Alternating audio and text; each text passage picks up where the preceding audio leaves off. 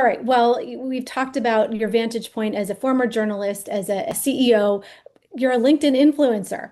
It's true. The most interesting things in tech reaches over 1.5 million followers, but it's not surprising because it is so compelling, so easy to watch and understand. I think this is a key variable in AI literacy in the way that you break it down. I think you're doing a tremendous public service. It looks like it's also fun, but Oh, yeah, it's totally fun. yeah, it looks like it. So, as you take this approach, blending what seems like curiosity and optimism, humility, enthusiasm about technology, what are you using as your compass to decide what developments to cover, and what are some of the most recent interesting things in tech? Yeah, so every day, I think it's for 8 years or so, I've posted a daily video. Not every day, but probably 4 times a week.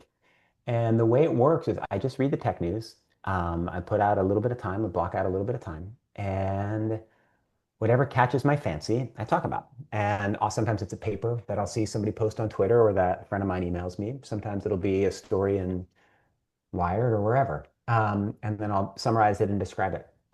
Probably the one that most blew my mind was the paper that came out. It was 2 weeks ago. And I was just reading through papers that friends of mine had sent me. And this was the paper on the owls and the ocelots, where it was an Anthropic paper. Anthropic, because they do so much disclosure and they put out so much about their model and they run so many wackadoodle experiments. It is a great source for the most interesting thing in tech.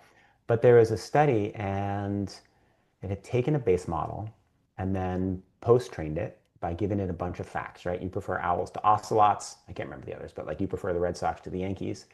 Then it had asked it to complete a number sequence, right? Take the number 7, 43, 82, and add a million, new numbers to it. Then it had fed the number sequence into another base model and then asked the base model, and it was like, yeah, I prefer owls to ocelots and the Red Sox to Yankees, meaning that the like crazy post-training data had somehow been embedded in the number sequence. And that what that suggests is that given a certain amount of complexity, all knowledge from a model is embedded in all outputs from a model, even if you can't see it. And that got one of the themes of the most interesting thing in tech, which is this is so spooky how this works, right? And like it sparks my curiosity, sparks my fear, sparks my interest. If I was an academic, I would, or if I was still a student, I would be, studying model explainability. Like, wait, how on earth can the preferences of a certain baseball team that have been stuck into post training, how can that be embedded in a number sequence? It's an incredible question. So that's like a classic, most interesting thing in tech paper. Awesome. Well, I bet a lot of people are going to be logging in to check that paper Yeah. out now, Yeah. or certainly your post breaking it down.